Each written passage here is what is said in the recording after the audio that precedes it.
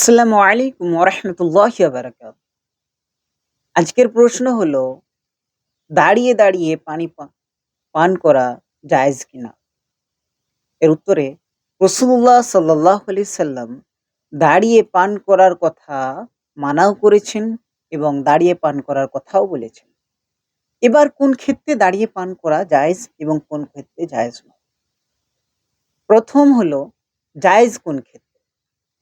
আবে জমজমের পানি ও উযুর অতিরিক্ত পানি এটা দাঁড়িয়ে পান করা মুস্তাহাব। অর্থাৎ দাঁড়িয়ে পান করা যাবে।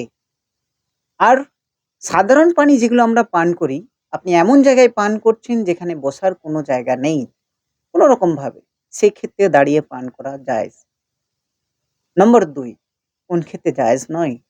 সাধারণ পানি যেখানে বসার জায়গা আছে তারপরেও আপনি দাঁড়িয়ে পান করছেন, এটা মাকরুহে তানজিহ, এক্ষেত্রে জায়েজ নয়। আল্লাহ তাআলা আমাদের বোঝার তৌফিক দান করুন।